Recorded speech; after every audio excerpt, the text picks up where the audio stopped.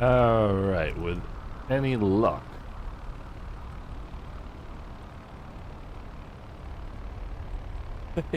Hey guys, what's going on? It is the who's who today. How's everybody doing? Hopefully the audio is working. I haven't flown in 2020 in a couple weeks, but I'm excited to get back at it, especially just to be able to do another group flight with everybody. Hans, how are you doing? Peter, Buckman, what's going on, brother? Sheb, good to see you. Bob, how are you? Brian, awesome. So, like I said, I haven't flown in 2020 in a bit. I did fly a little bit in the beta, but plain and simple. I love that. What's going on? So, and the other cool thing is I get to fly back in my favorite airplane. So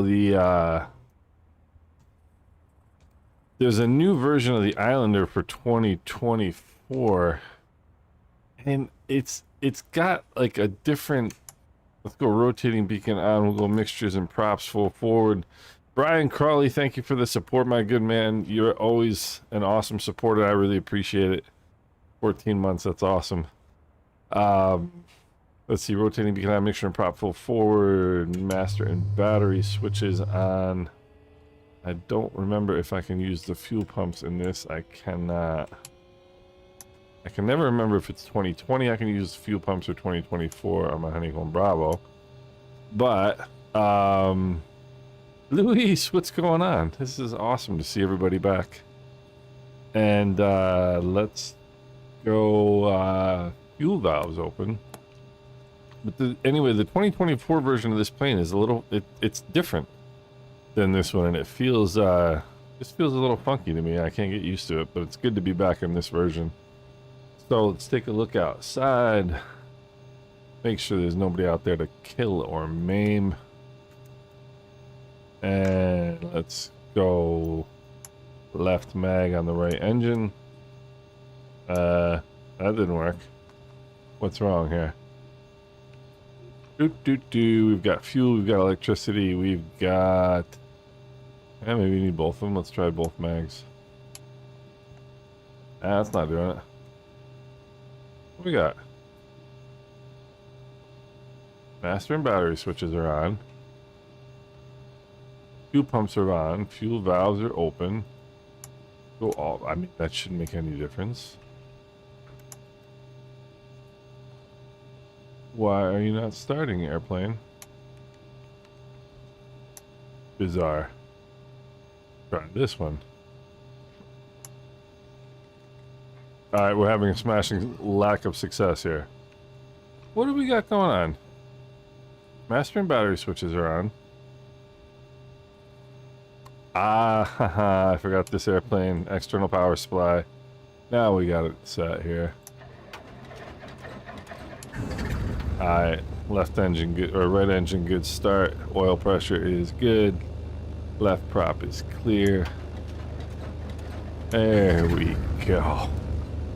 There we go. You have to turn the external power supply on, whether you have external power supply, or you have to flip the switch regardless of whether you actually have external power connected or not. So, lean the mixtures for taxi. We'll turn the fuel pumps off. Dun dun dun dun dun. So, we'll go transponder to standby. And I am ready to fly. I don't know how about you guys. Luis, you know, I thought about doing that, and I didn't even do it like in my free time. I did check out the real weather. Tap the brakes there. I did check out the real weather in St. Martin today at like, I don't know, probably about noon, and the real weather in the sim was not even close to what you could see on the webcam from St. Martin. But the real weather in St. Thomas looked correct. But anyway, but I did think about doing that. What do we got? There's Sheb. There's Hans. Alright, so I'm getting some stutters here. I haven't flown this, I don't think, since I updated the driver, so we'll see. But yeah, the webcam, I mean, in St. Martin, it's crazy today. Like the waves and the wind are nuts. And I'm glad it's happening today. First of all, I'm glad that the hurricane missed everybody. I mean, it didn't, you know, I mean, it's given them some rotten weather, but certainly could be a whole lot worse. Let's go notch of flaps here. But the other thing is, I am going to be in Anguilla in 1 week because, let's see, let's go mixtures and props full forward. I was thinking about not going. We usually go every year for, well, initially for my wife's birthday, which is August 20th. And then runway looks clear in both directions. Weather looks gorgeous. And of course we got married last year, August 29th in Anguilla. And so I really wanted to go down. And TJ, yeah, I bet you it wasn't much fun, Luis. And I originally obviously wanted to go down for, you know, for the birthday and anniversary. So heading indicator checks for the runway number, runway 4. Takeoff power is coming in. Takeoff power is set. Engine instruments are in the green. Airspeed's alive. I don't know if I'm getting the crosswind here. Might be a little bit. But oh, look at that. That's a sight I've missed for the last couple weeks.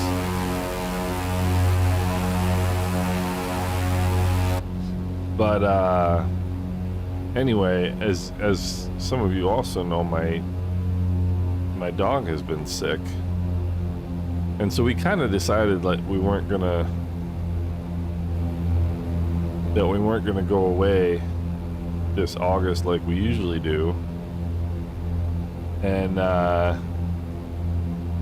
yeah, Peter, you mentioned you're still busy at home, huh? With your projects. But anyway, after contemplating whether we were going to go away or not, I started thinking about the fact that life is really short, you know? And we might say, yeah, we'll go next year. Might not be a next year. So we've decided to go to Anguilla this year, which is awesome. There's 1,000 feet. We'll go fuel pumps off. Fuel pressure's looking good. Hey Steve, what's going on? How are you? We'll go up to 1,500, I think, for our first little run here. Over to Bakia. Bakia? I always say it wrong. But anyway, so we're going to Anguilla in a week. And we'll be there for a week. And I am very excited about that, needless to say.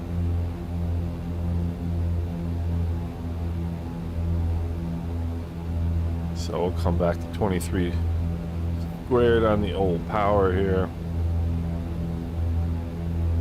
And one thing about 2020 versus 2024 is it's definitely a lot squirrelier. The wind, like the weather.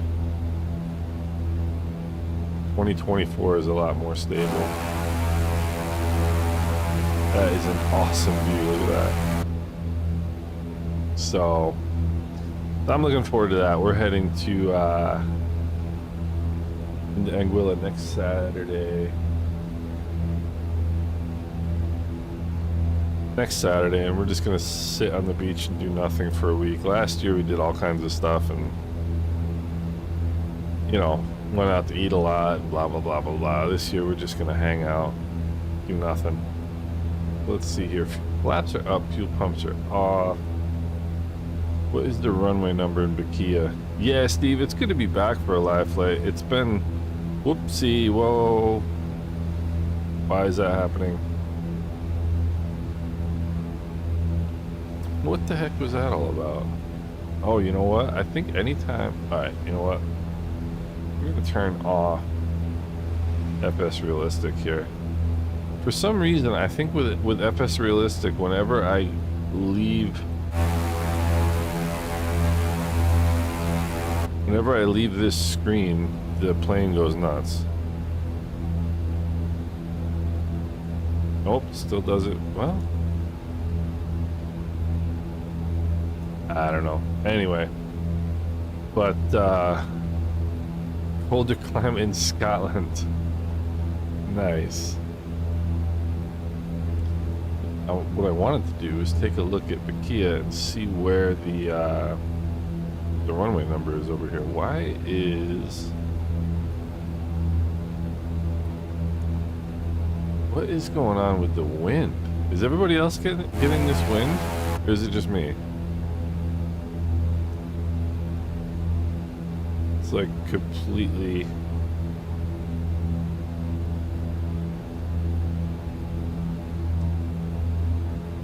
wacky here. I feel like anytime I leave this window, the airplane goes completely wonky. Hey, Aaron, what's going on? How are you? Just talking about Anguilla.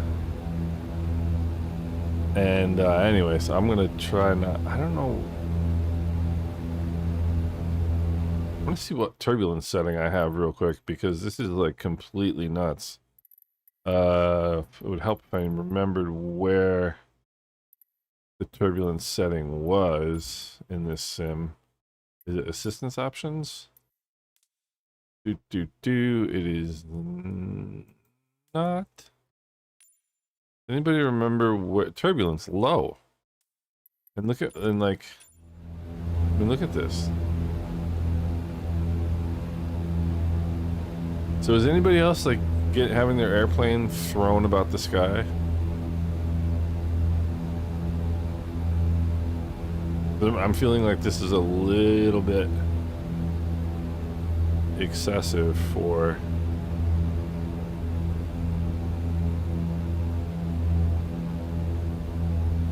what the weather is. See this? Every time I leave the screen, the plane goes nuts.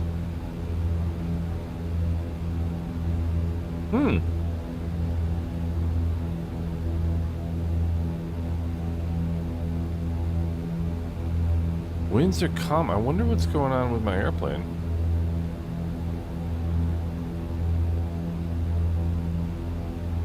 Because my plane is wonky. Totally bizarre.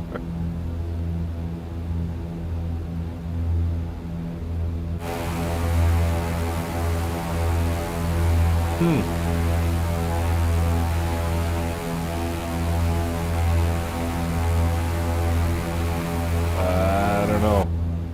Alright, well, we'll have to see if we can figure this out here. Or see if we can manage anyway.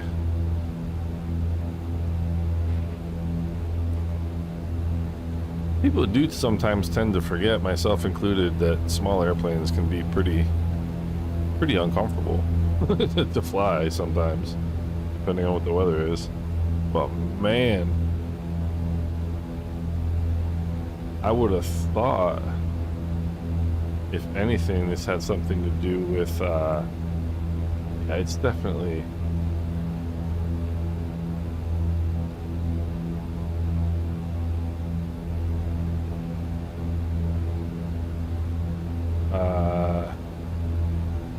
FS Realistic is not on anymore, but my airplane is going wacky. Alright, so let's see here. I'm gonna bring some power out.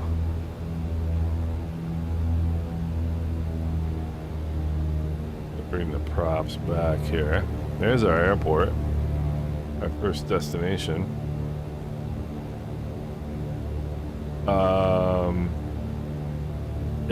I don't think so, Brian. It doesn't.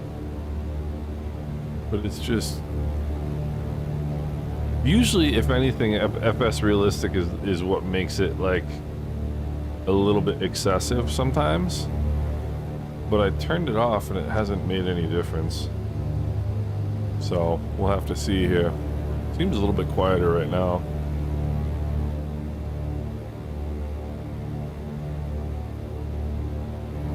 Seems a little bit quieter right now. Alright.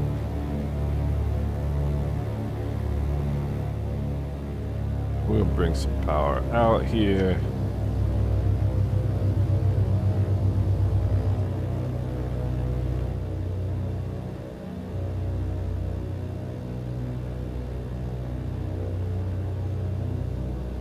We are super high, so we'll let this kind of play out here a little bit. Not too much though.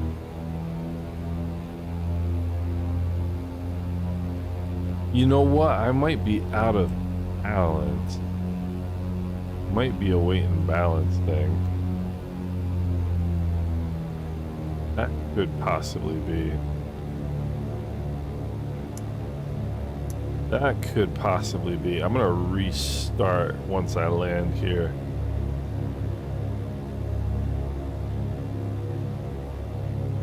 I think that might be what it is. Because when I put the weight in the plane, 2020 doesn't always kind of react and give you an updated weight, and I took some weight out of the tail. Might be the issue. There's power out. The CG will definitely mess with your day if you're out of center of gravity. This is a decent landing.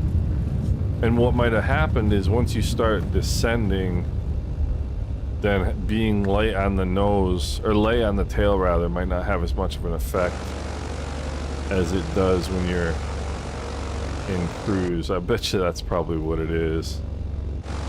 So I'm gonna reset my weight here in a second. Hopefully this stops stuttering eventually. I bet you that's what it is. There's Bedbug 60. Yeah, that's awesome. Alright, let me see. So I bet you that's what it is that it was weight and balance. That's funny because I never had that really happen before. Alright, so I'm just gonna park here, kill it, and then I'm gonna restart back here in 1 second to make sure that that wasn't what it was. It's Zayden, what's going on? How you doing? Good to see you as well. Cash, what's going on? I know it was a little bit wonky there for a second. All right, let's try TVSB. Let's try that. And we can park ourselves. Let's try right here. Where we go? All right, let's try that. And now weight and balance, because what's going on now? Okay. All right, let's go this. Let's check. All right, all players, live weather. I mean, this is not normal. Let's pick a different plane here. Okay, everything's gone wonky. So let's go Islander.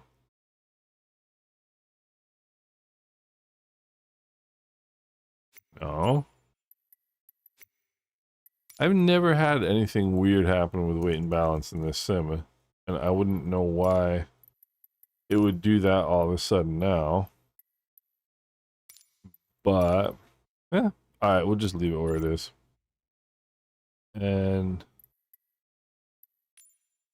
what is up with this now all of a sudden?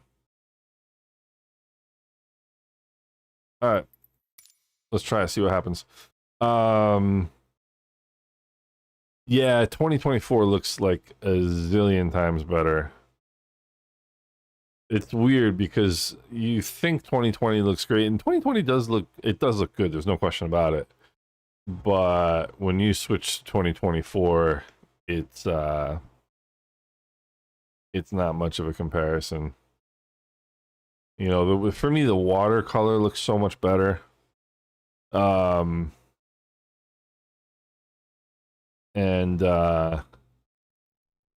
let's see here. All right, all this stuff is gone. Let's go. Whoopsie. I bet you that was what happened before. So we'll go wait. External power supply on. Mixtures and props full forward. Fuel pumps on. We'll go fuel valves open. And all the mags on. Let's see. We'll crack the throttles. And what did I forget? That's on. Fuel valves are open. Fuel pumps are on. Mags are on. Come on.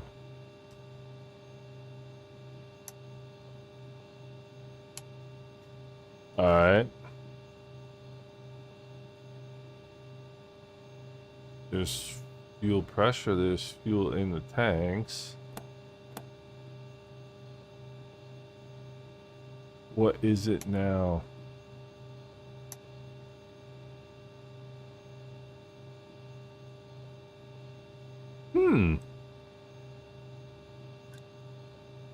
What? Alright, now my controls are not working correctly.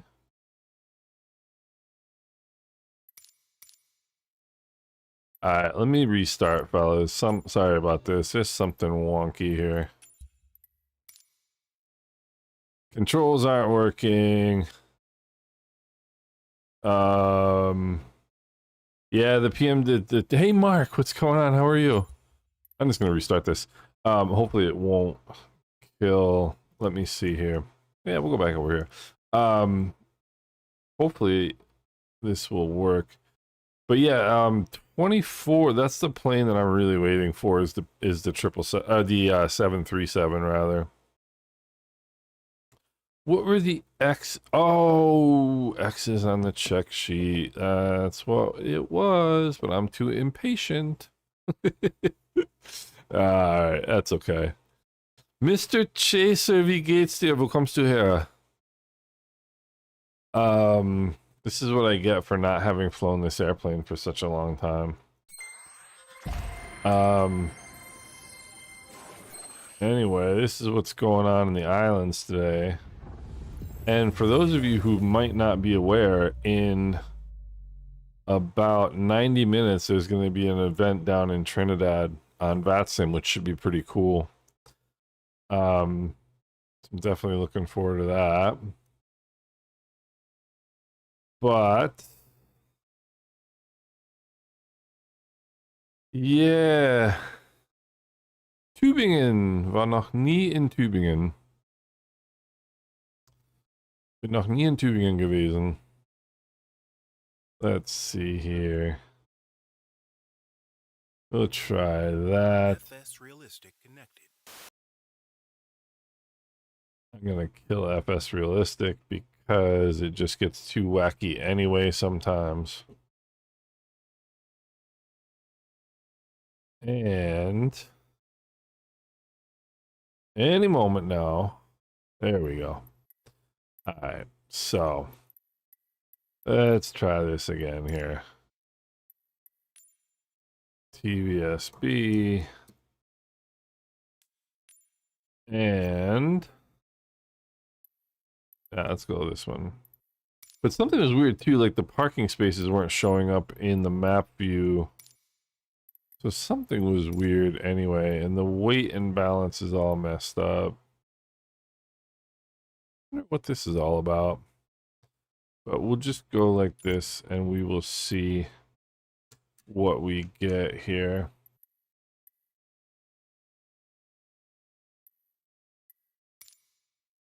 We'll see what we get here. So hopefully nobody's part of the joys of live broadcasts is all these kinds of wonky things.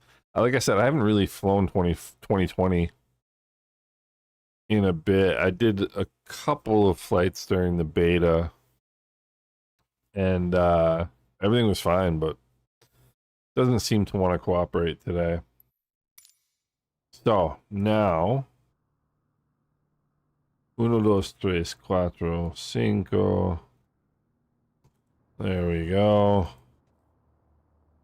And let's get my head tracker going here. Oh, please tell me you're gonna work. Now the head tracker is giving me problems. Alright, let's try this again. Oh, come on.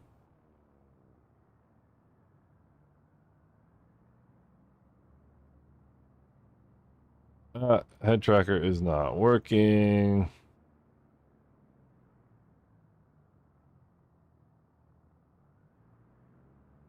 So, who wants to play baseball? Does anyone want to play baseball? The server is USA East. I don't know what is going on.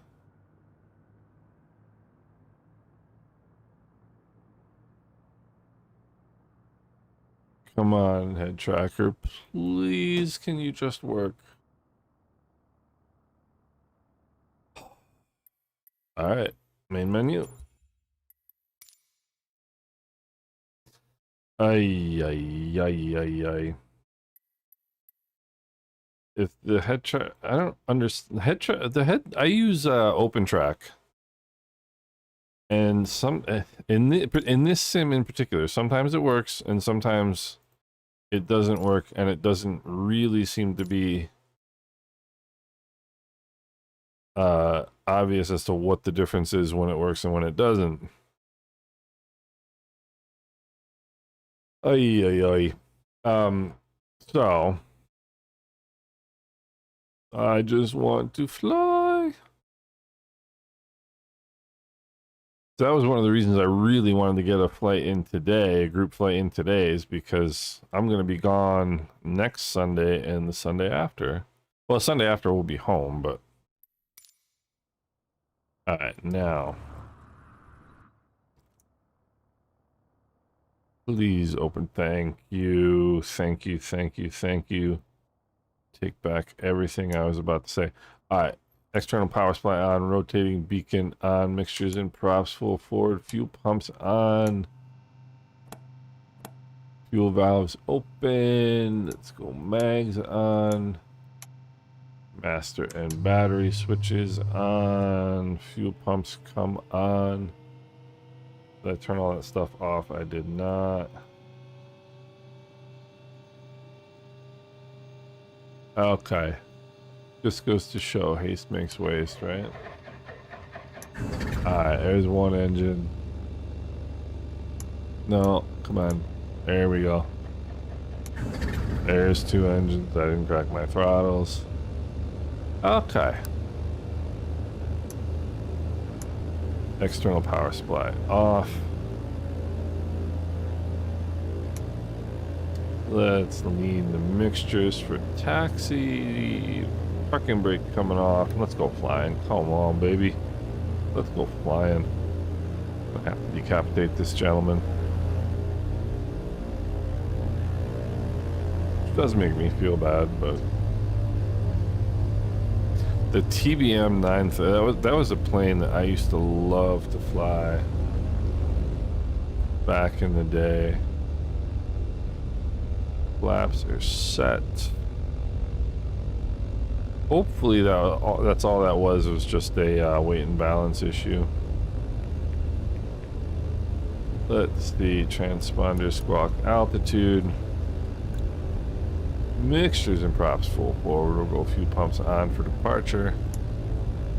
What is up next? What is up next on our list of islands? Next is Mustique, which is one of my favorites.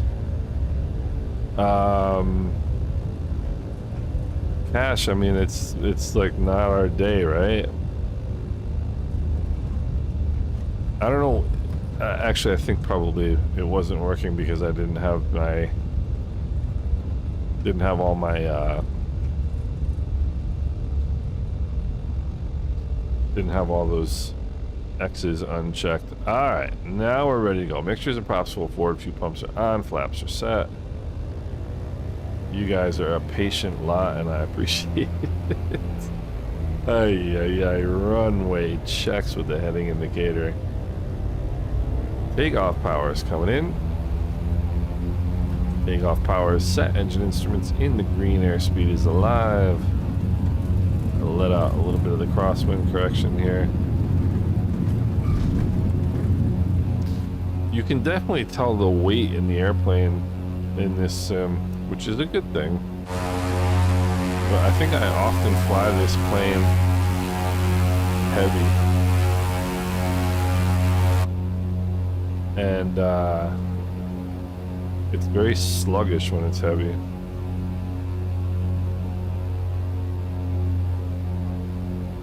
Which I guess you would expect it to be. Yeah, this is a lot more stable. It was weight and balance earlier. So there we go. Let's drop the nose a little bit. Bring the flaps up. So I think I might need to throw some people out of the back of the plane. Or kick some packages out, one of the two. Alright, let's see, 600. We'll go 1,500 feet. Just because...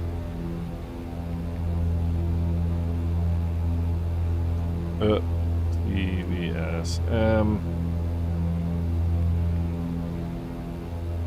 Yes, alright. Yeah, I was definitely weight and balance before. Alright, fuel pump's coming off at 1,000 feet. Fuel pressure's looking good. Alright, now I'm starting to feel a little bit normal here. TVSB, yes. Jay White, and then our destination is TVSM, as in Mike. Air's 1,500. We'll bring some power back. We'll bring the props back. So the only downside is I'm now flying a really heavy airplane.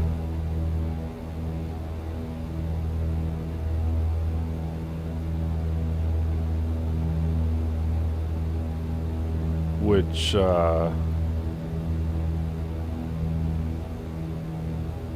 just makes it a lot less nimble. Well, that's alright. We'll get over that, right? Alright, so I think this is runway 9er at Mustique. This is one of my absolute favorite approaches. Let's see here.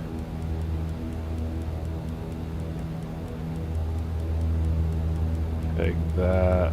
A lot of these runways are runway 9 or runway 10 because of the east-west winds here.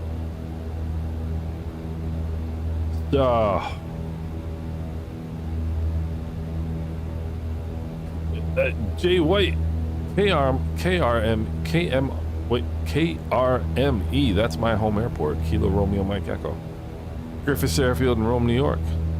Oh, that's right. I just saw you. I just saw I couldn't see your image there. I didn't realize that it was you. So you are definitely going back to KRME. If you have to check all players in the settings for the flight. Otherwise, you won't see us. And the other thing you have to do is if you turn on the traffic nameplates in the traffic settings, you'll be able to see the other players.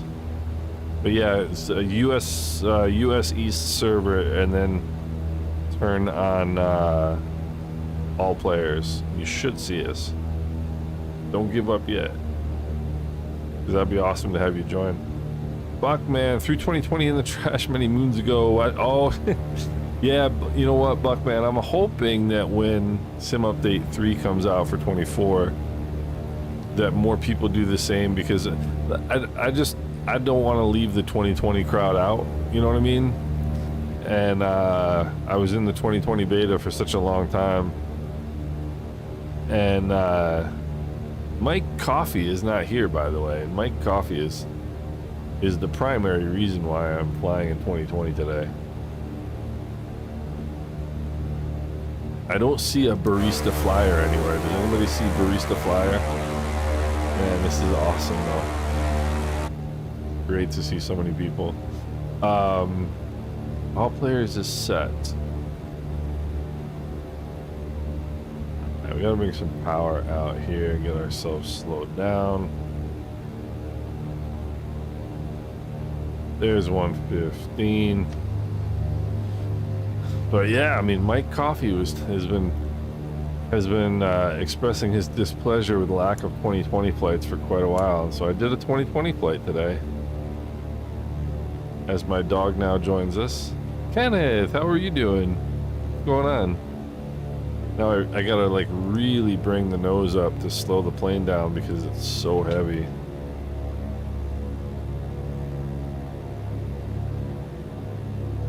Alright, there's white arc. We'll go next notch of flaps. I'll go mixtures and props full forward. And then we'll come back in with some power. But not too much. White over red. We're looking pretty good. Looks like a right to left crosswind. Let's see. Yes, Cash, you were also displeased, but I think you have 24 now, right? Or at least you had it on whatchamacallit for a little bit there. But looking good here, looking good here. Trying not to hit any trees. That's a dead crosswind right there. Power all the way out. Let the nose come down.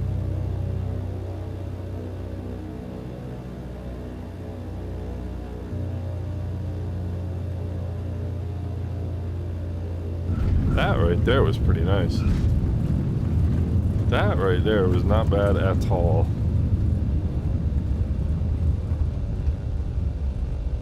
That was a pretty sweet crosswind landing, if I do say so myself, and I have said so. Been flying X-Plane. You know, I tried X-Plane, probably X-Plane 10, and it was years ago now. And I didn't mind it so much. I mean, that was back in the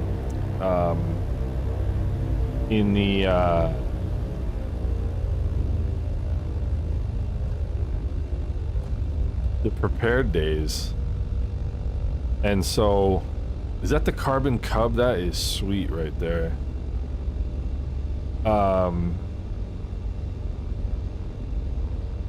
But the thing that really bugged me about X-Plane was the menu. It was just so confusing, and I suppose it's like anything, you just have to learn it, you know. I want to sit off here to the side a little bit and we'll watch some landings. But I just couldn't get used to the. Let's set the parking brake here. I just couldn't get used to the menu. It was just so confusing. Bring up one notch of flaps here. So I can be ready to go. Yeah, Kenneth, I mean, I'm so glad that I know in your neck of the woods you guys are getting some rain. Probably a good amount of rain. But thank God that that did turn right as it was supposed to and head north. Cash, are you in? Is that actually the C-25B? It is. Full reversers, Cash. Full reversers. That's great. So, X-Plane, you know, I have a buddy of mine who likes X-Plane 12, or doesn't fly it like all the time, but does put some X-Plane 12 time in. Captain Hughes, and he says it's pretty good, and he's shown me some pictures that look really nice. Of course, you have to download and install all that stuff to make X-Plane look good, but I mean, And especially 2024, I think the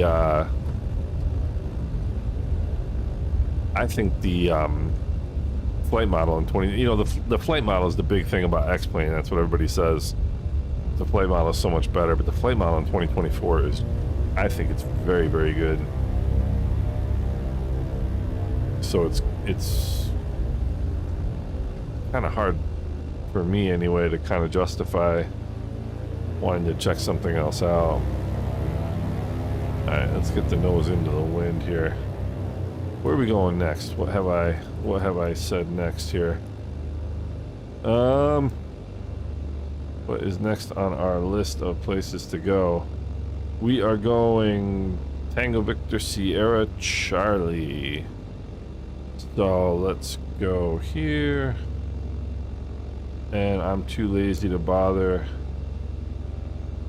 with visual navigation, so I'm just gonna go Tango Victor Sierra Charlie. Canoan. This is another great airport. It's a great series of little flights here as I imperil everybody. Alright, flaps set for takeoff, fuel pumps are on. Let's start the roller coaster here. Mixture and prop full forward. And I'll be off before the stall line, I betcha. Whoa. Are we off before the stall line? Almost. Almost. Chev, that's a cool plane. I like that plane a lot. Says the guy flying a plane into the side of a mountain. Alright.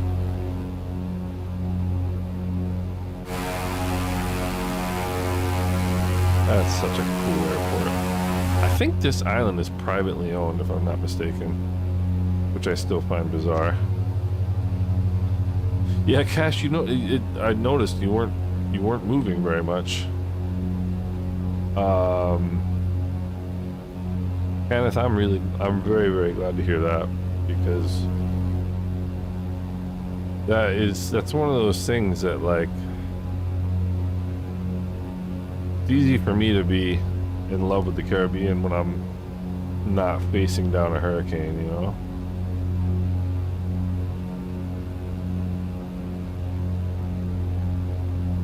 And there's all these real world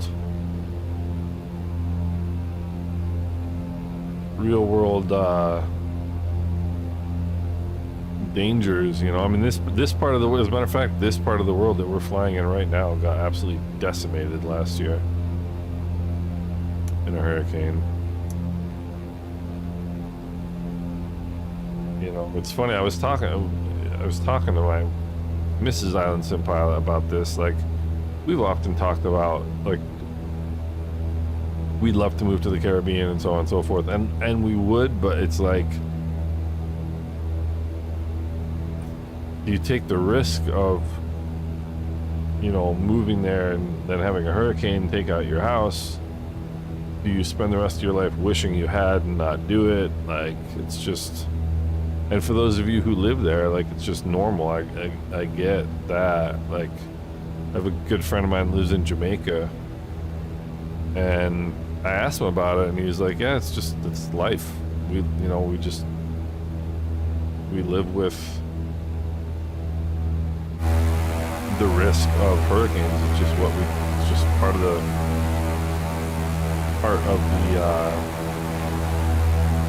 living in the Caribbean,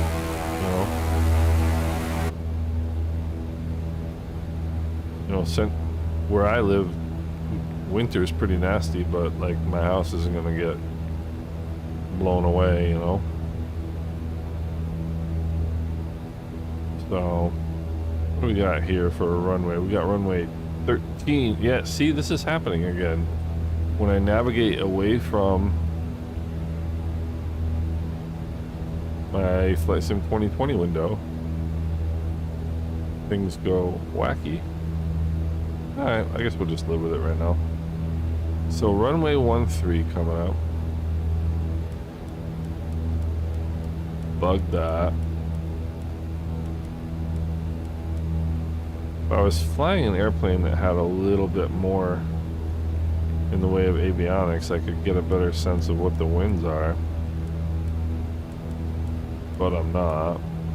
Who's got a wind report? I can't switch out of this window, otherwise I'll crash. Anybody have any a METAR for any of the airports along here?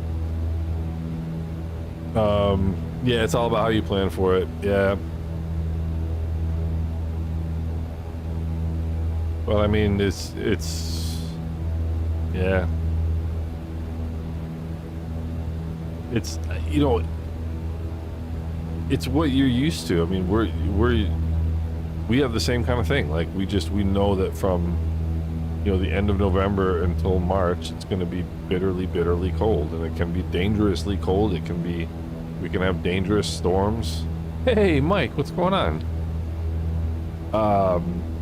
You know, but the other thing we were talking about is, like, I don't think there's any place that's really, really safe to live now. I mean, you've hurricanes, you've got tornadoes, you've got heat waves. I mean, like, how much of Europe, like Greece, Spain, like, on fire right now? Canada north of us is on fire right now. You know, the heat waves in Italy and France, like, it's just nuts. Like, I don't know if it's more 168 at 14, gotcha. I don't know if it just gets more coverage nowadays, and so we're more aware of it. I don't think that's really the case. I think the weather really is gone pretty crazy. Aged bones 1964. Come on, that's what, 61 years old? That's not that bad. Those bones aren't that aged. I turned 50 this year. I have 4 months left of being 49. Just sort of wacky. TLPL 150 at 13. Yeah, I don't know what's going on. I don't know if there's like some crazy winds aloft, or it's just the, as you can sometimes get some pretty wacky winds aloft. But the airplane is like all over the shop today.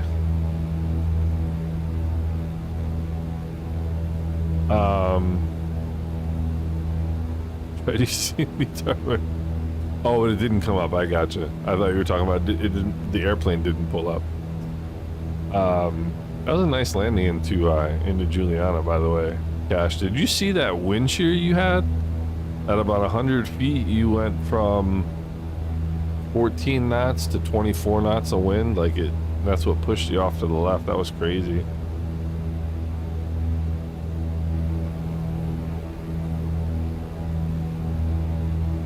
That was crazy. But I was gonna do some hurricane hunting, but I didn't get a chance.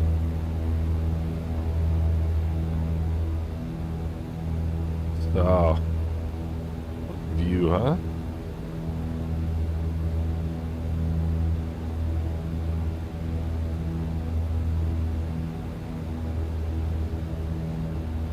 Alright, why are we doing this?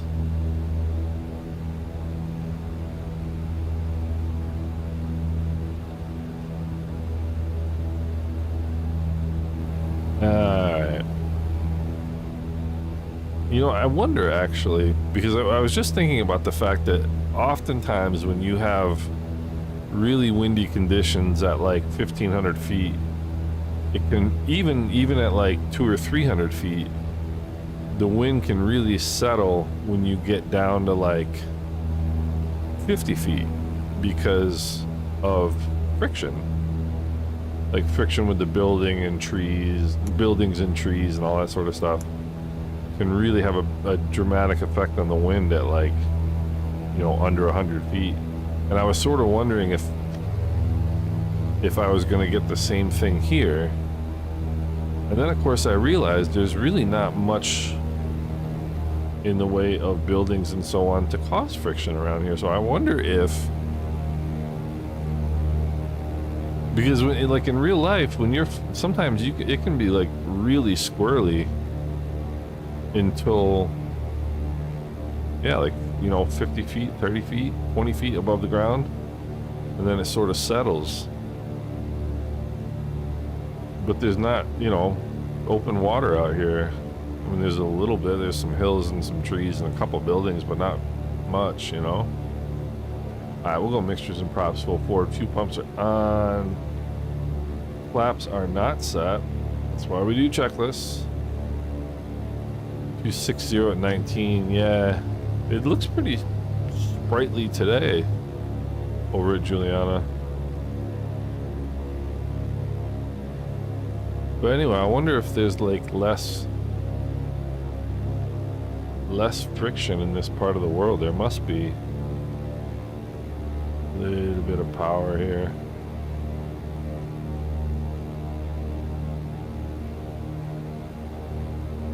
This is pretty much straight down the runway. Yeah, a little bit right to left, not much.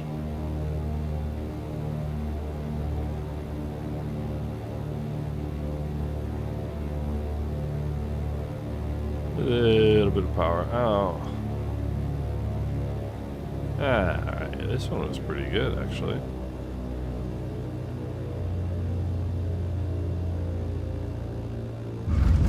Oh, didn't get my correction in on time. That's alright. There we go, Hans Boom. But here I'm going to lose control because I can never fly looking backwards.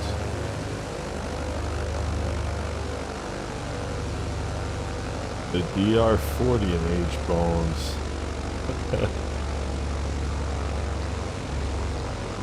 Oh, cache the throttle quadrant, yeah.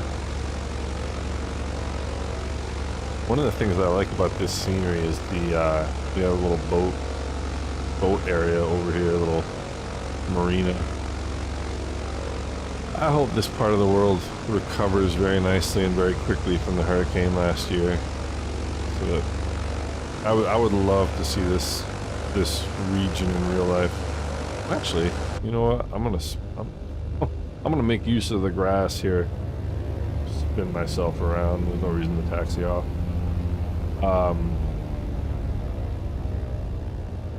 But there is a really cool. Let's lean the mixture, set some parking brakes, and watch some landings here. This is a really cool scenery. This is from D-Sky, I think it's called. But they did a really nice job with these little airports. Got a little more room on this runway, Cash. Nicely done, Bob.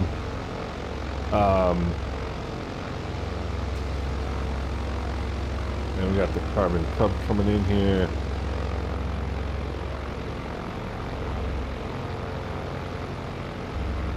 So, what is up next on our little adventure here? We have Union Island. This is another cool one. I gotta get back into VR because these islands in VR are so cool. It is so much fun to fly these islands in VR. Let's get back in here. Mixtures and props, full forward. Or no, actually, what am I doing? Leave the mixtures back here. Should release our parking brake. That is a good idea. We'll get back here. But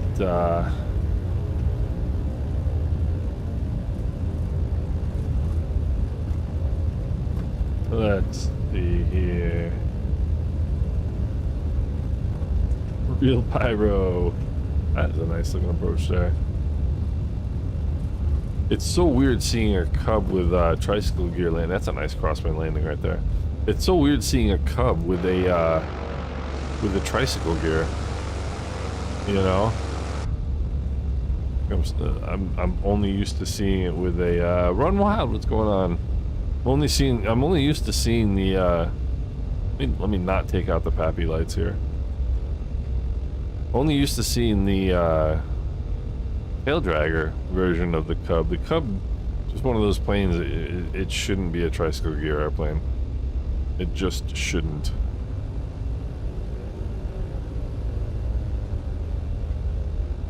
Alright, let me see here. Got a serious case of these stutters in this. Is that the stock citation cache, or is that the Payware one?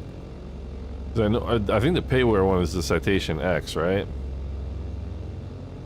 And let's see here, TVSU, and this is another short flight here. I think it was Peter. It was you who taught me this little trick with the keyboard, and I'm forever grateful. All right, let me see. There is another one coming in here. As a fine looking approach. That is the St. Vincent and the Grenadines livery for that airplane. What am I meaning to check that I have forgotten here? I don't know. Alright, mixtures and props full forward, fuel pumps are on, flaps are set. Oh, that's right. I was gonna check and see what runway number it was before I'm airborne, because once I'm airborne, if I look, I will crash. Runway 08. Alright. Takeoff power is coming in. Yeah, this plane is sluggish. Takeoff power is set. Airspeed sort of alive. Yeah, Peter, that was you. Let's let that. Oopsie. Let's get it backwards. The one word you don't want your pilot to say. Whoopsie. Hangar Studio start. Yes, Hangar Studio. You know what's funny? When I was BK, when I was thinking about this flight today, I almost flew the oh, which one is it? The single engine aerobatic that he made. I forget what it's slipping my feeble mind right now. But yeah, that American Champ is going to be great. All of his airplanes are fantastic. If you get anybody who's not familiar with Hangar Studio 713, check out his website and check out his airplanes and they were also one of the first developers that updated all their planes for 24. Fuel pumps are off, flaps are up. And the planes are just awesome. The Decathlon, thank you. Visualize, thank you. That's a great little airplane. Fantastic little airplane.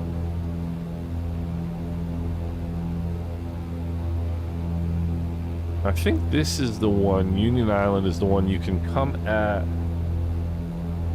from the little V right in here and drop right over the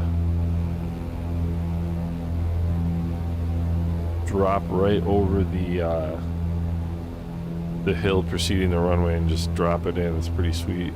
This was one of the first areas I started exploring in 2020, in FlightSim 2020, in 2020, when it first came out. So I was just curious about different parts of the world, well, different parts of the Caribbean, knowing me. And I remember I don't think we had water masks when it first came out, now that I think about it. But I just remember flying around this area in 2020, just thinking, this is unbelievable. This is where you show your prowess. All right, if you can land the citation here, that will definitely be impressive. Airplane, will you stop climbing, please?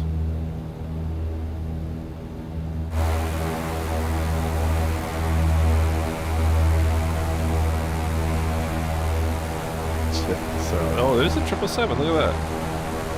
Wonder where he's going. Alright, let's see here. I'm slowing it down here a little bit. I watched real world videos of, I think it was Twin Otters doing this. Doing this little trick here. Where they come in this way and just cut over. I think there's a lot of procedures that, be careful that I have throttles. I think there's a lot of procedures in the Caribbean that they do pretty regularly that I'm not sure are the greatest ideas in the world, but you know. Normalization of deviation, as we say. Like, in other words, it's all good until, basically it's all good until something goes wrong. And then everybody says, well, we shouldn't have really done that. But, yeah, 20... Oh, Mike, I'm sorry. Yeah, because some of the crowd doesn't have 2024 yet, and I wanted to give everybody a chance to join in. Sorry about that. I still don't understand why they don't... Fuel pumps are on. There's first notch of flaps. I still don't understand why 2020 planes and 2024 planes can't see each other, or players can't see each other, right? Blue Star Line, what's going on? Yeah, I'm a 2024 guy myself. I'm a 2024 guy myself for sure. And let's go full flaps here. And let's not plummet towards Earth. Yeah, I'm definitely a 2024 guy. And I think I read actually yesterday that there are twice as many people using 2020 as there are using 24 right now, which I find sort of surprising. So fuel pumps on, flaps are set, props are still in my hand here.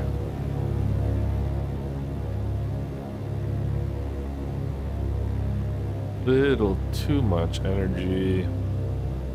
This is such a cool, that water masking right there. I forget, somebody told me what this was at one point, and I forgot.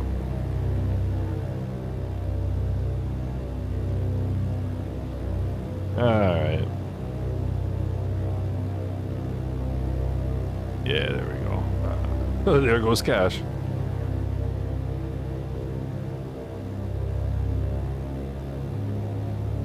A little bit more power here. In VR, this approach is absolutely amazing. I don't mind getting a little bit slow here, because once I clear this hill and drop the nose, we're gonna pick up speed quick.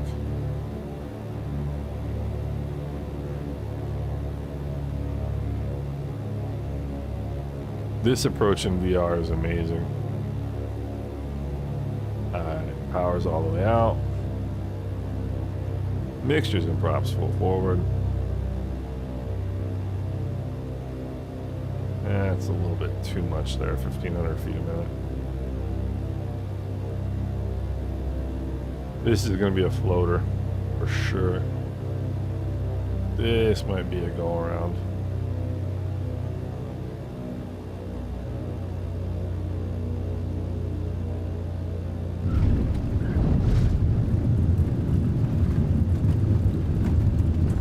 Whoopsie. Ah, we did it. That was not an ideal approach, but it was fun. Yeah, 24 performance is awesome for me.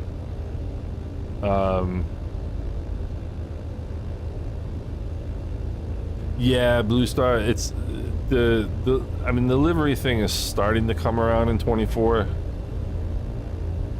now that they've unlocked everything, and I think having stuff being downloadable is going to be, I haven't played with that part of it at all, but I've heard that downloading planes, like if you download your plane and your departure and destination, that it can make a really big difference on performance. That is a nice one right there. That's two nice ones right there, as a matter of fact. Where are we here? Man, that was money right there. That was absolutely perfect.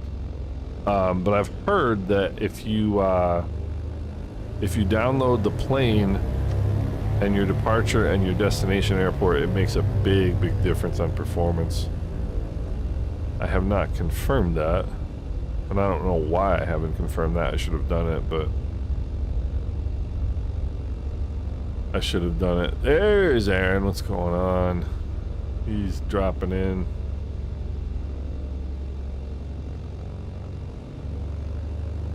It's the old Carbon Cub. And that thing will land at probably what? 30 miles an hour?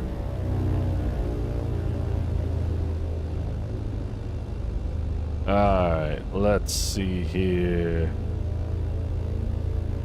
Let's see. Surprisingly, a lot of people. Yeah, you know, Mike, I totally agree with that. I don't know why. Like, you see people with much nicer systems than I have, and they can't run 24 very well at all. I don't. I'm kind of at a loss because to me, 2024, the performance is amazing. 2024 is amazing. Oh, from a whole UI perspective, gotcha. But look at the ATR. Yeah, I did notice that. I did notice that. Those types of things are a little irritating. Let's see, where are we heading now? Where are we heading now? We are heading to Tango Golf Papa Zulu. I should probably have known that already.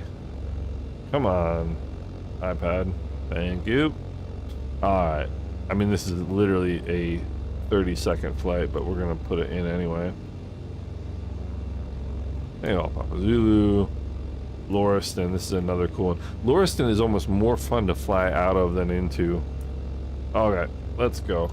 Mixtures and props, pull forward. Fuel pumps around, flaps are set. Trim is looking good. So I'm hoping that in Anguilla in a week, I might be able to go flying with my buddy who flies Islanders. Whoopsie. I really wish I could take some weight out of the plane because it's so sluggish with all this weight in it.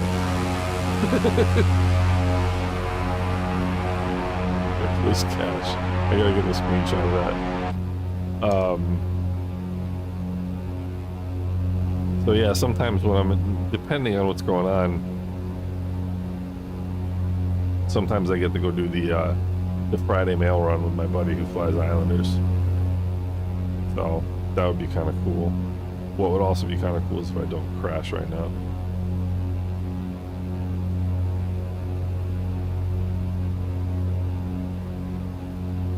And off we go. Such a cool, I mean, what I love about certain parts of the Caribbean is they clearly they put runways where they can, you know?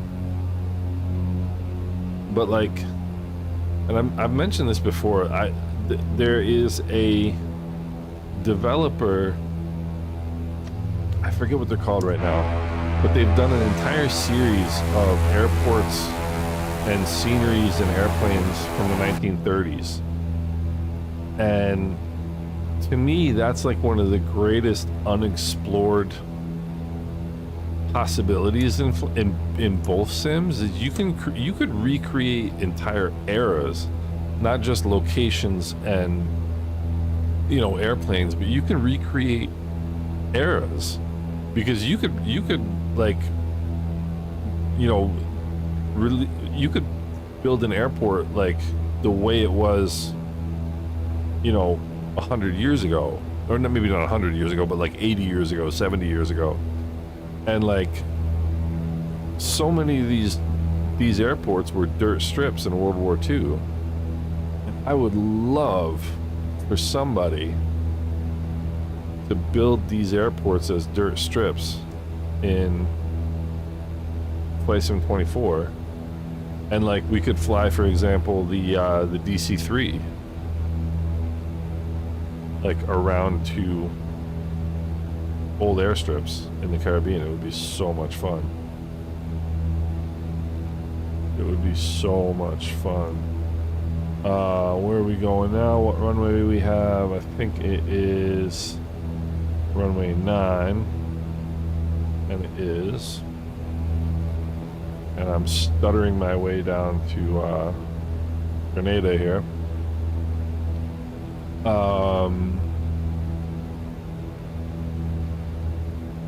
Blue Water 3272, what's going on? How are you? But yeah, I would love to see somebody make. I would love to see like that idea kind of gain traction.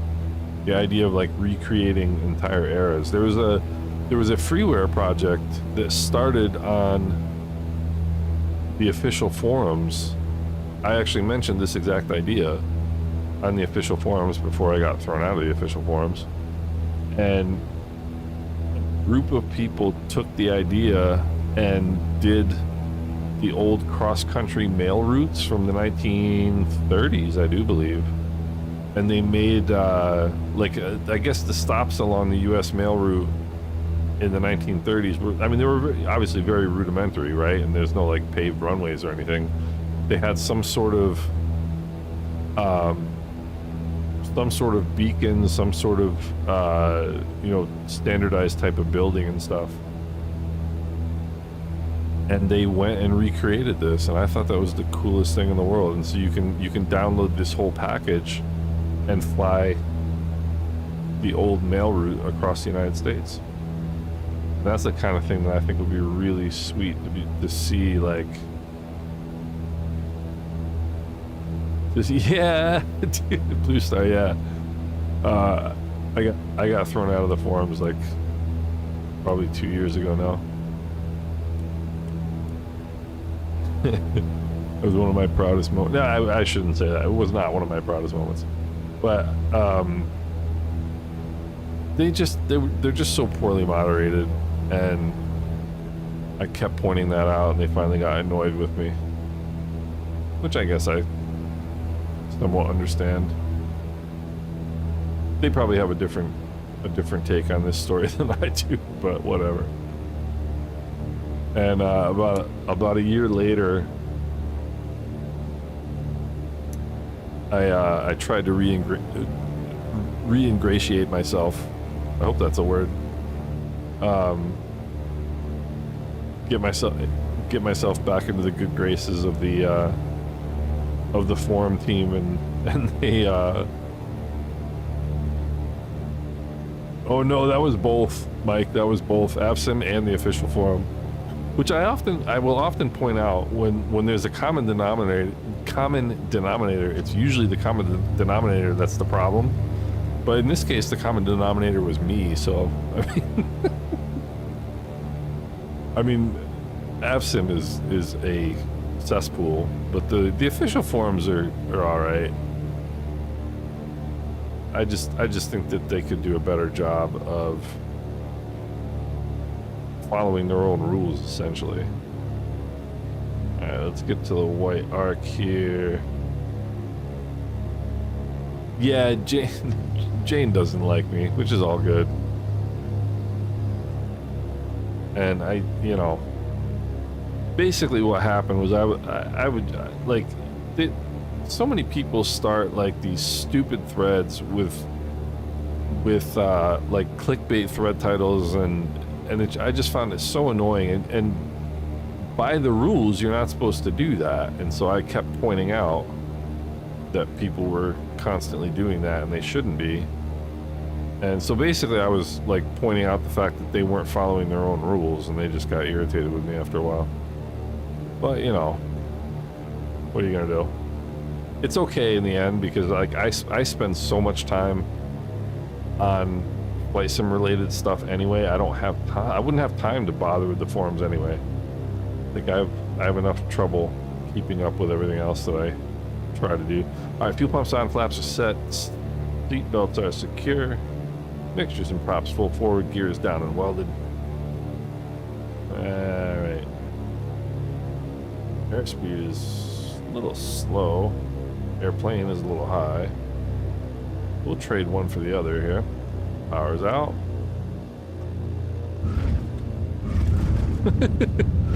I have a terrible sense of how far this plane is off the ground. I really do. And it's only the difference between like 2 feet and 0 feet, but I can never get that quite correct for some reason. This is another one of my favorite little airports in this package. I just think it's so cool that somebody did these airports.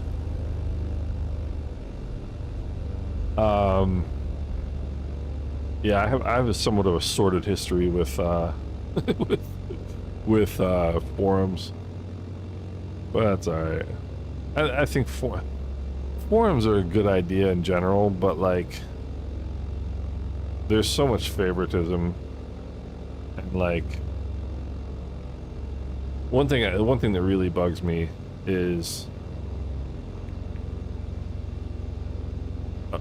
people getting away essentially with, let's see, TGPG, not in the system, getting away with like basically just like badgering people and being annoying, and it just there are like small groups of people that really like ruin forums, I guess is the way I would put it. Let's try TGP. Oh wait, what did I just put in? TGPG. No, it's not there. Oh, TGPZ. No, that's where we are. Let's go TGPY then. Alright, so we're gonna go down to... Yes. We're gonna go down to what was... So right there, TGPG is what used to be the airport on Grenada. Pearls Airport. We'll head down there. Yeah, at Blue Star, I totally agree. I totally agree. And it's like people who like get off on being able to kind of control what other people can and can't say, you know? And on the flip side, they'll let people that are like argumentative and completely obnoxious say whatever they want, and it's like, you know, I mean, I would rather see a forum be too clean and like too strict on people being obnoxious rather than not strict enough, because I mean, the internet is, you know, it's an argumentative place to begin with, which is annoying. And I'll tell you what, and I'm sure you know this too, one of the biggest eye-openers for me in terms of like how to treat other people online was when you start getting, I'm not like tooting my own horn here, but like, you know, you get like 10-15,000 followers and you've got all these comments coming at you. Like, some people will say the most obnoxious stuff, and it's like, why do you do that? Like, for no particular reason. And so I'm actually super cautious now. Not super cautious, but like, I'm extra considerate, I guess is how I would put it. Mixtures and props full forward. Check my flaps here. I'm extra considerate at how I address people online now, because I know how just nonsense it can be sometimes, you know? And like, you can make a point about anything without being a complete jerk about it, you know? Like, I've had people, let's see, we're definitely going left turn out here. I've had people make like pretty strong criticisms of things that I've said, or things that, like, videos, whatever, like very strong criticisms, but they do it in a way that is not insulting. They do it in a way that's not like a put down, or like, you know, and I'm perfectly fine with that. Like, you know, if somebody disagrees with what I say, that's not, I mean, come on, this is like the real world. Like, people disagree on things. People disagree quite reasonably on things. Like, you can disagree with people without being a jerk. It's not hard, you know, and some people just can't do that, you know. drop my flaps here. And 90% of developers should not be running a Discord server. Yeah. You know, I tell you, like, so I was hesitant. Captain Ahoy, it's good to see you, by the way. I was hesitant to start a Discord server only because it's a lot to maintain, I guess I would say, and I don't always do the best job of it. I'm trying to get back to being good at it, but it's something you've got to be on top of. It's great when you have, like, I'm very, very lucky that, first of all, I'm very, very lucky that, like, 99, I don't think I've ever really had a complete bozo on my Discord. You know, like 99% of the people on my Discord are great and have been throughout, which is really, really nice. But what's even better than that is the fact that, like, the regulars on my Discord, which is a lot of the people that are here right now, are fantastic. And, like, you know, people that I really enjoy talking to and discussing, you know, not only flight sim stuff, but everything else in the world too, you know. And but the challenge of Discord for me is just time, and kind of getting back to the idea of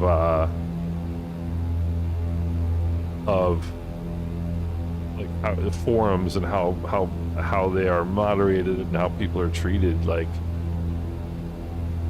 it's tough when the atmosphere isn't good. And I've also seen, you know, every once in a while, like, somebody will come along with a YouTube channel trying to be like the controversial, you know, flight sim channel, like with the controversial opinions and criticizing other people and blah blah blah. And that stuff just doesn't, there's no you can't sustain that, because, like,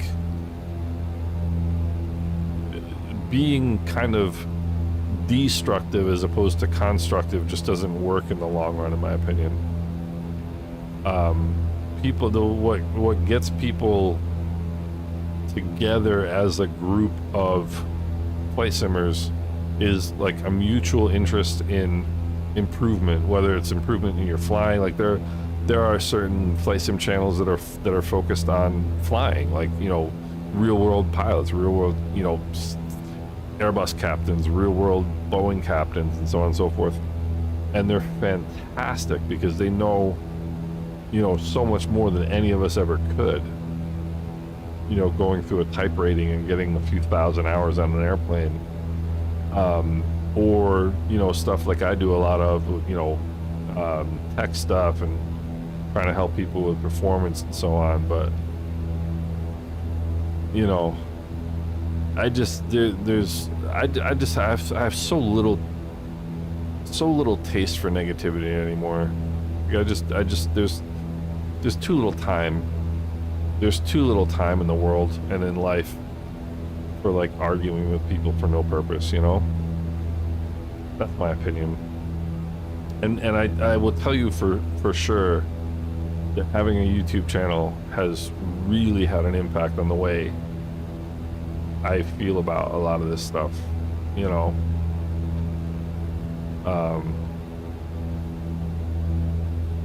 And like I said before, like, you can accomplish the same goal, whether it's, like, disagreeing with somebody or, like, trying to present a different opinion, trying to present a different view on something. You can do that without being a jerk. A lot of people don't choose to do that, which is unfortunate, but, you know, just the way it is. And we got some rockabye baby going on here in the old Islander. Cash is gone. This is where Cash can let his hair down here and just blow along at 250 knots. Oh man. But, like, it's like, community is such a cool thing in flight sim, in my opinion. You know, I enjoy it a lot. I really do.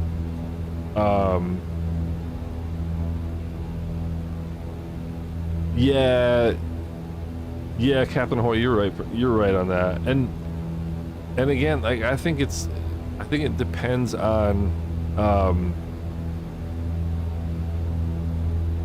it depends on what you're like, because you can't stifle discussion, you can't stifle conversation,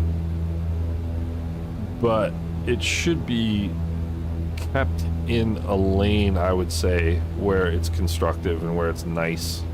You know, I had a great uncle who used to say it's nice to be nice, and you can think about that and be like, well, that's a stupid thing to say, but it's actually not. You know, you know, being nice is rather simple. Only on 200. Captain Ahoy, join up, my friend. It would be great to have you.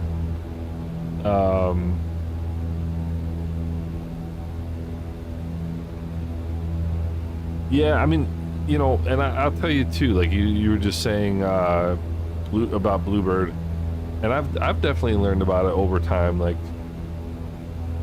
if you're gonna get into things, you have to be committed to them, and Discord is one of those things. And I've had periods of time where I don't spend enough time on it, and there's no question about that. I also get into things where, you know, you get a lot of like requests from developers or like hardware people who want you to demo their stuff, and that's fantastic because it gives you the chance to show, you know, kind of new flight sim equipment to other people who might not know about it and that sort of thing. But at the same time, that's also takes time. You know, it takes my time. And one of the things that I hate doing is like a half-assed job at presenting something. And so I like to understand it and be able to like give an intelligent, you know, introduction, I guess, to whatever it might be. And I've said yes to things in the past and regretted it because I realized I just don't have the time for it.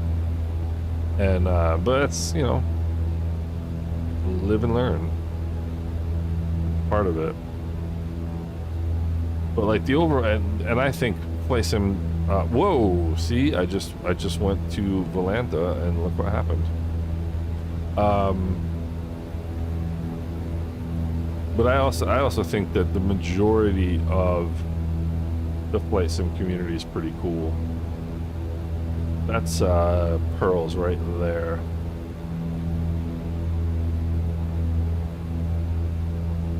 Oh, what's I can't look. I'm gonna circle so you can watch me touchdown. I don't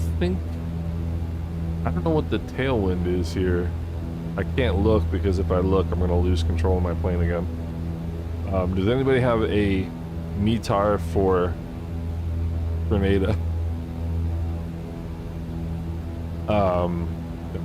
That would be good. But I tell you, play some like Microsoft Flight Simulator, you know, 2020 completely reinvigorated this genre. That's another thing that drives me nuts too. Like I read the forums all the time. Like I read AppSim all the time. I read the official forums all the time, you know, just to see what's going on. And like you see these posts like, oh, this sim sucks, like it's the worst thing in the world, and it's like, come on guys. I mean, I understand frustration, but like 110 at 12, I can take a 12 knot tailwind, but I'm gonna go left downwind for, that must be like runway, might be runway 9er actually. I'm gonna go left downwind for 9er, but yeah, you know what, yeah, BK 739, you're right about that. Very good observation. Very good observation.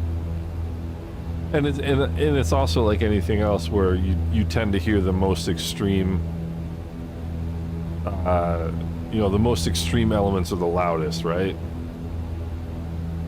But I you know, I'll say this, like I think Asobo has done an absolutely amazing job. I was thinking about this the other day. You remember how many times FSX got updated? Twice. There were 2 sim updates for FSX over the course of a decade. I mean, you know, and to me, like, we're now 5 years into this between these 2 sims, and I just don't think you can legitimately say that Asobo isn't trying. You know, you can't be like, oh, they don't, you know, you see these like totally ridiculous, in my opinion, ridiculous opinions on how bad the sim is, how it's never going to get fixed, how it's never going to be any good.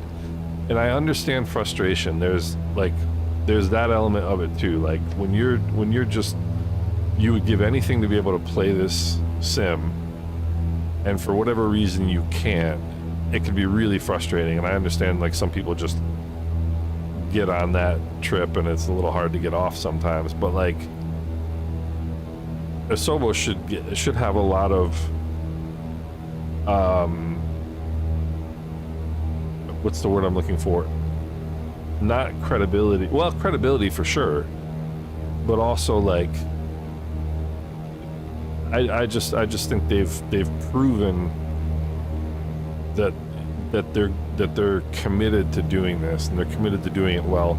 And are they perfect? No. I mean, there's a lot of like software development nowadays. A lot of it is just like break it and find out, you know. And it's a constant process, and everybody's got their own personal thing that they wish was better, and their own personal thing that drives them nuts. Like I mean, the one I'm always faced with is the thing about DLSS and glass screens and ghosting. It doesn't bother me at all. None. I could not care less. I understand people that it does bother, you know, and that's just a difference of opinion. But like, I don't know, you know, I mean, if you can look at this and tell me this sucks, I don't know, we're just in a different place, you know, we're just in a different place. Hey, Mike, thank you for that.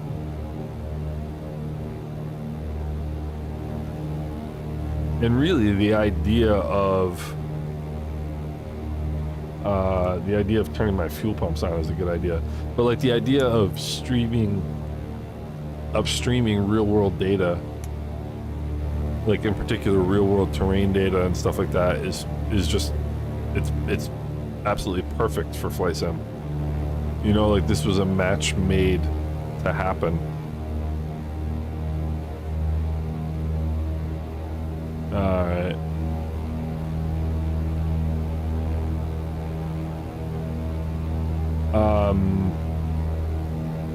Yeah, you know, Captain Hawaii, I got the Aviator edition too, and the reason I did is because I wanted, first of all, one of the reasons I did, we'll go mixture and prop forward. One of the reasons I did is because I regretted not having done so for the first sim, only because I want to be able to like try different things that I wouldn't otherwise try.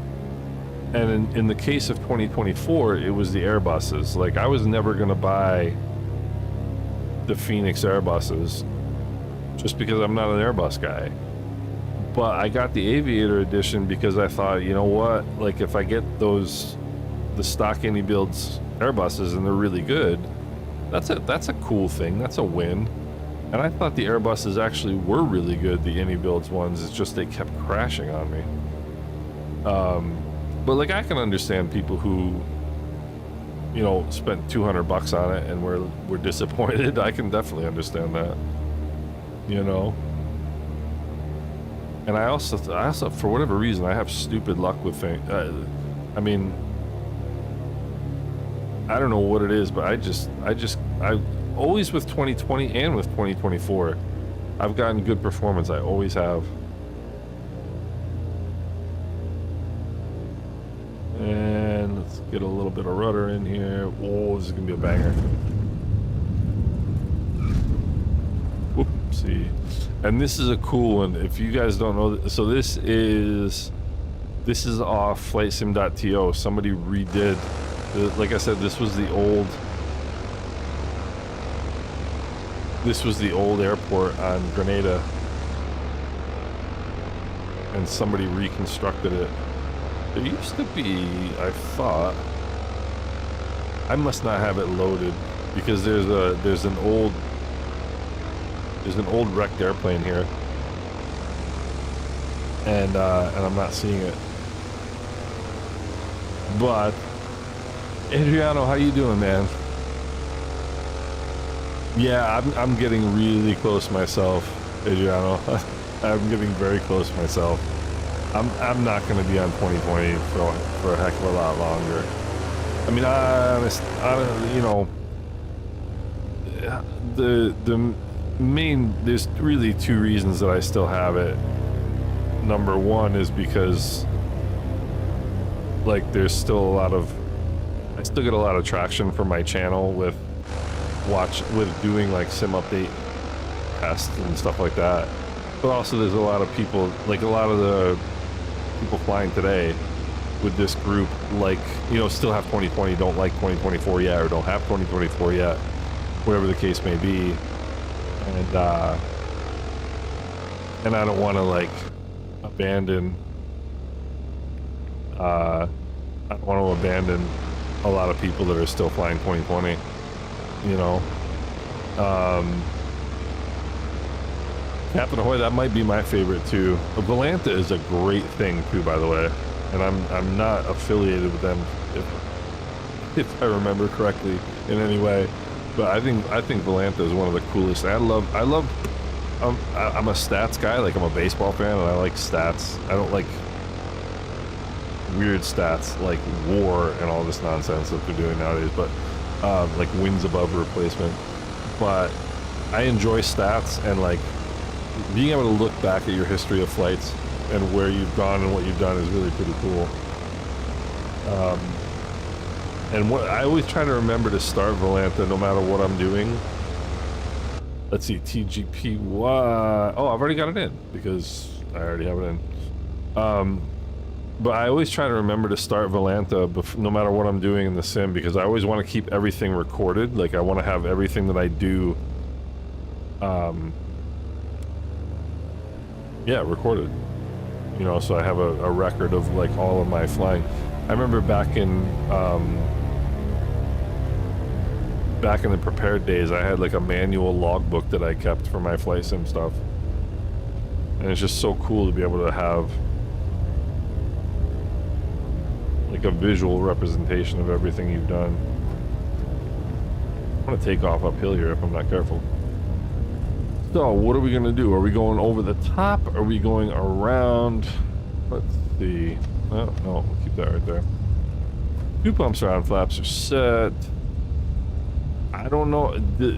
Your landing cache? I don't know if I did. More right rudder. That's cool. 100% of 2020 Steam achievements before. That's a cool thing too. I actually just started looking into the weekly challenges that they have in 24. I think that's pretty cool, actually. You know, like the landing challenges, and I mean, I'll never do like the low-level flying stuff. I'm just not interested in that sort of thing. And I'm not really into career either. I haven't done anything with career mode, even though it seems like a lot of people like it. But I do like the challenges and those types of achievement things. Volanta has a big achievement section too,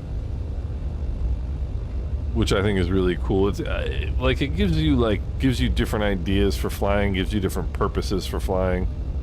I did the Volanta. One of the Volanta challenges for flying is Sydney to Melbourne, Australia, and I did that one time, and I flew it in the wrong direction, so I didn't get the achievement. All right, mixtures and props full forward. Trim is a little bit nose up, but that's all right. And let's get it in. Power is set. This has been a lot of fun, but the other thing too is like I'm sitting here, you know, thinking about how much, you know, I'm not gonna be using this sim much more and that sort of thing. and I've thoroughly enjoyed this flight. You know.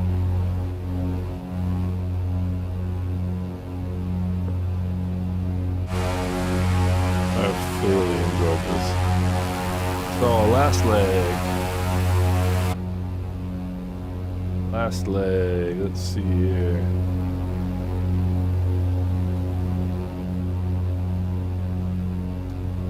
Let's see here.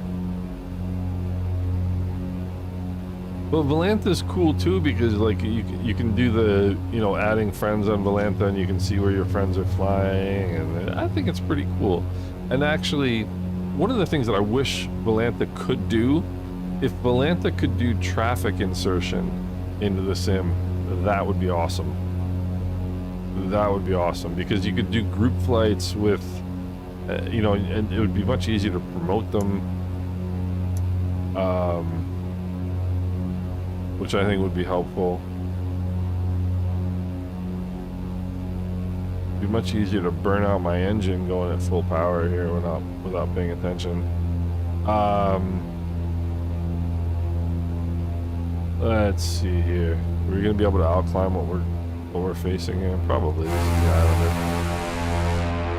Yeah, we can outclimb that. But like being able to fly in all different parts of the world, having like, you know, appropriate buildings and like realistic scenery, it's just so cool. It's so much fun.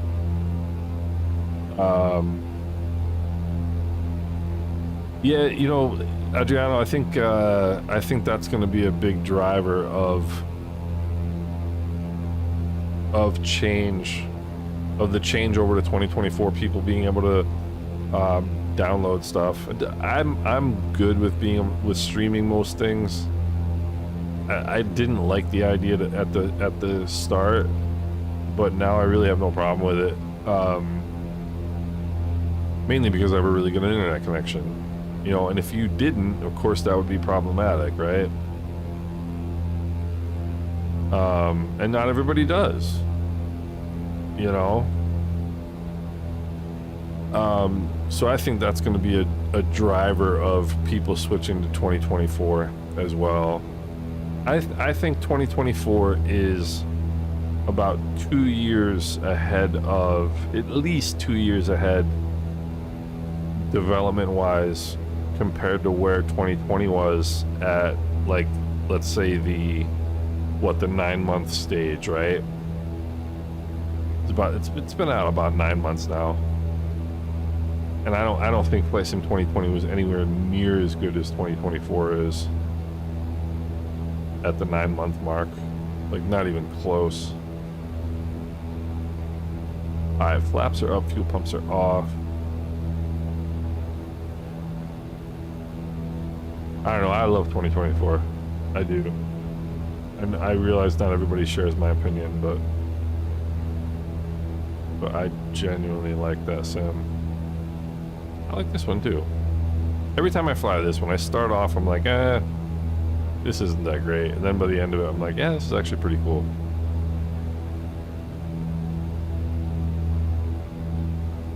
Can't get that nose down here with the updrafts. Like this sort of thing. You know, that really exists in real life, and I think that's pretty cool. I mean, you know, how can we argue with this? Seriously. Yeah, you know, the 737, the PMGG 737 is like the cherry on the cake of what I'm waiting for 2024. I like the iFly. I like the iFly, but I'm just the PMDG is just, it's just my airplane. The 737 is what I enjoy flying. I actually think if I had to pick between the 737 and the 777, I think I would take the 777 because the 777 is just unbelievable, absolutely unbelievable airplane, and like tailor-made for 2024. Like the fly-by-wire system And I'm also shocked at how much I like the Phoenix, the Airbuses, 'cause I'm not an Airbus guy, but I get their appeal now. I understand their appeal now.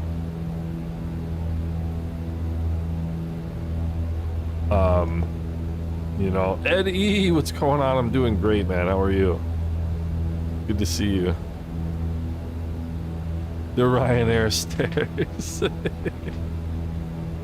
Man.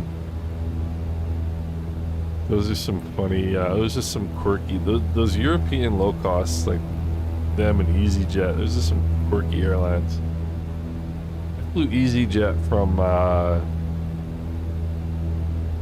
from Venice to Hamburg, Germany in 2019. And I mean, it was like $55. Like that's just strange to me. Like what cost are you cutting that you can sell an airline ticket for $55? You know? Yo, the A340 is a cool plane. There's certain Airbuses that I really like. I find the 320 to be just so plain Jane. It just doesn't do anything for me. And a lot of it has to do with the cockpit.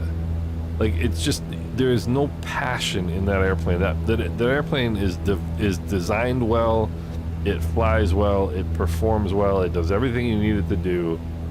But you look at that cockpit and it's like, whoever designed that didn't love what they were doing. They just did what needed to be done and then called it a day. Like, that cockpit was designed with a ruler. It's just not interesting in any way. But the A350, I think, is a different plane. The A350 is a cool airplane. The 340 is another cool airplane. I think the 330 is another cool airplane. But of all the Phoenix Airbuses, the one I like the most is the 319. I think the 319 is a fun little airplane. It's just an unusual little thing. Kind of the ugly duckling of the group, and I just enjoy it. Oh, but wait until you want to put luggage, exactly. But what's weird, what I found weird about flying, it was EasyJet, is that they sell the emergency exit tickets, like the emergency exit row, because you have more room.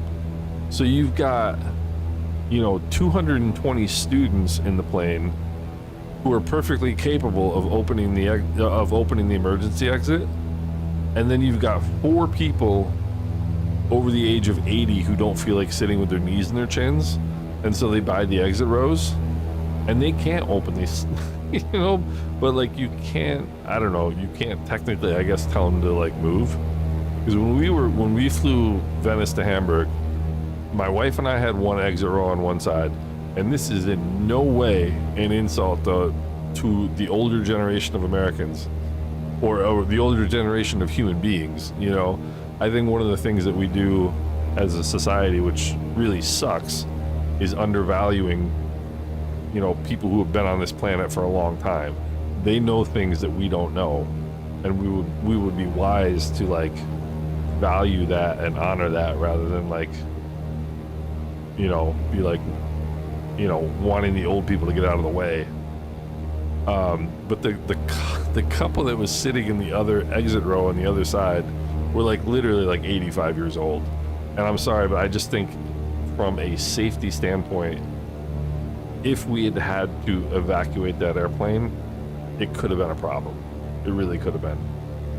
And I don't think that's a real wise policy, but alright. Man, we've covered some topics today, haven't we? The 318, I wonder, that's a really good point, Blue Star. That's a really good point. I don't know why speaking of airliners, I don't know why I'm doing an airliner approach for this. Let's turn our fuel pumps on. How about that for an idea? I think the reason I'm doing an airliner approach is so I can have time to remember to do all the stuff that I've forgotten so far. 1,000 feet. Are we at 3 miles? Probably close to it. So we're right on glide slope. I'll just stay at approach flaps for now. Yeah, the 318 is definitely stranger than the 319. And I definitely need to get some power in here. Once made somebody switch to the emergency seat. Yeah, I mean, that sort of thing, you know. And I think I remember, like, back in the day in the US, they used to upsell the emergency row. I don't think they do anymore. But I just think it's from a safety standpoint, it's not really a good idea, you know. But it's weird because when I lived in Europe, which was 25 years ago, like, you could get anywhere by train, anywhere, for, like, you know, very reasonable amount of money. And now you can get anywhere by airplane for nothing, which is bizarre. I don't know. Power coming out here. We'll go mixtures and props full forward. I need to get some airspeed bled off here, or I am going to float for 3.5 miles. Alright. Let the nose come down. This is Maurice Bishop Airport by SLH Sim Designs. One of probably my favorite, actually, inarguably, my favorite scenery developer. I'm gonna try and do another trick here. This is my crosswind landing practice trick. Get yourself into a good, in this case, left rudder, right aileron, and just fly down the runway with a little bit of power in. I've got too much power in.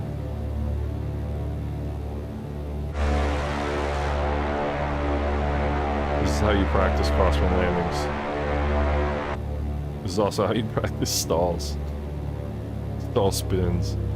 Alright. Let's see.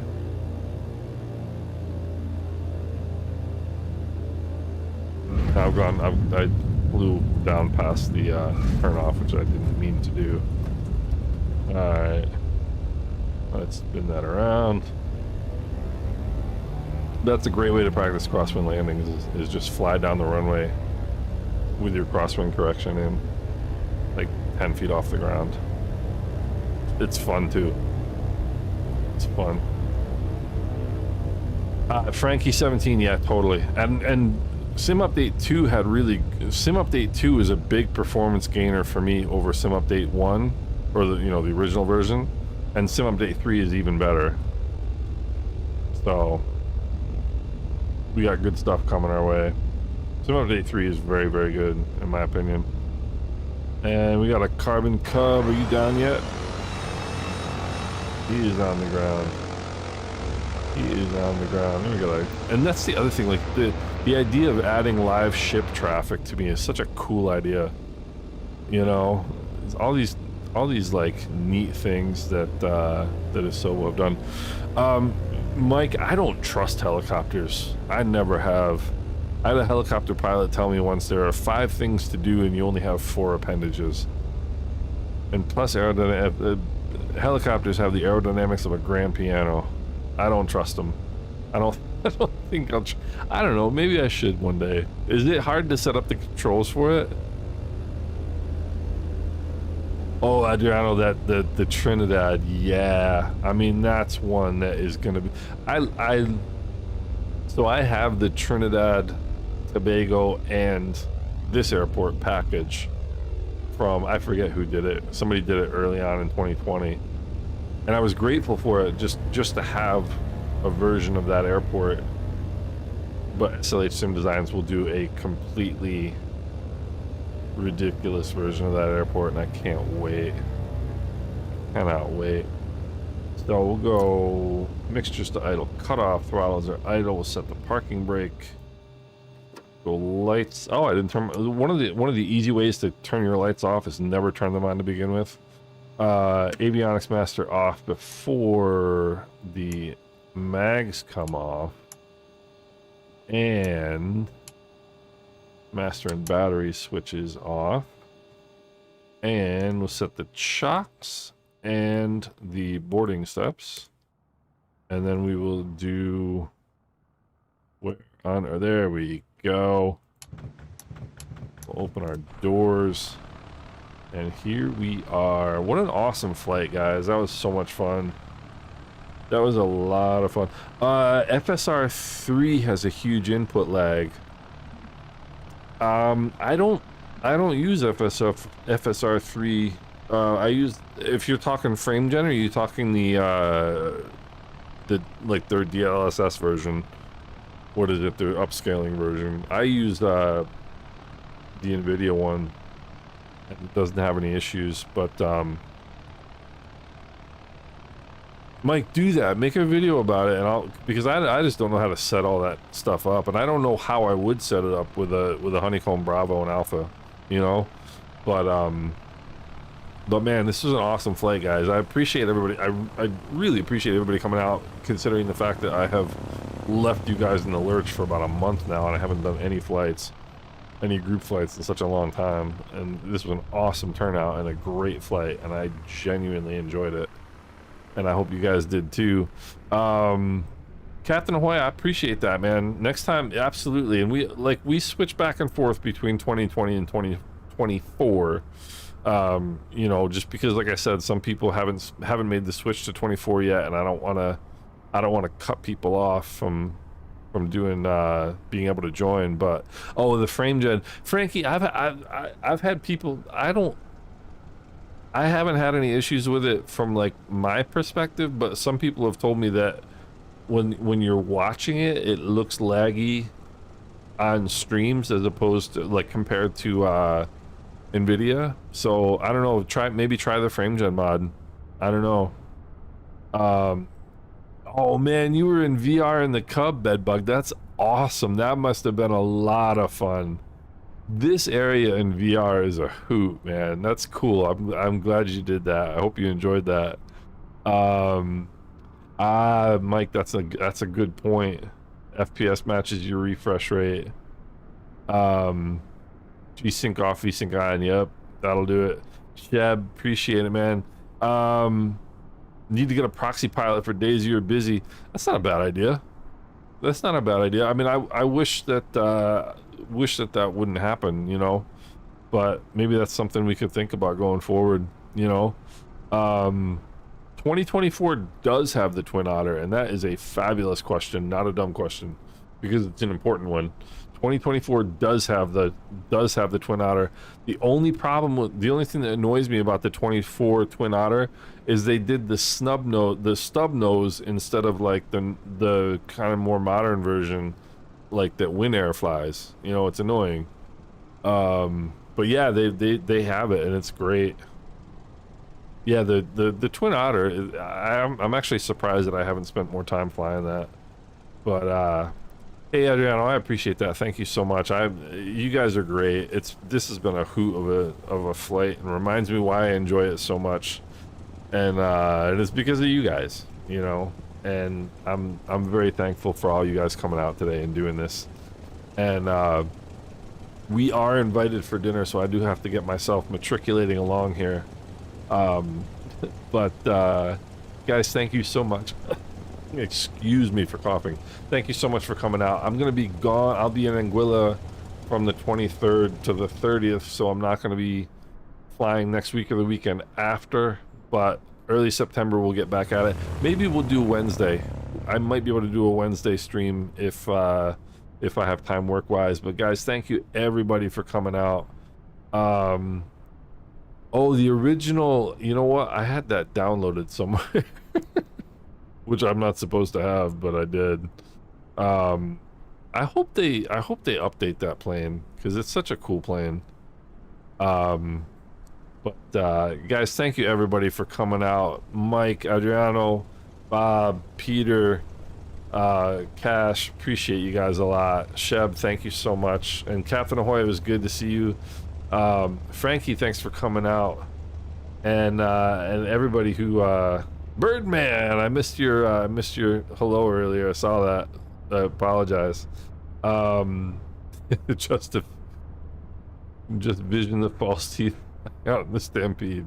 Yeah. But Blue Star, thanks for coming out. Ed, it was good to see you again as well. Big thank you to you guys. I really appreciate everybody. So everybody have a fantastic rest of your Sunday. H Bones 1964, good to see you as well. Thanks for flying along. And we'll be in touch, fellas. Everybody, anybody who's not in the Discord, come join. I'll be in there. And anyway, I just a big thank you from me. I appreciate it, everybody. Enjoy your Sundays, and we'll talk soon, guys. Take care.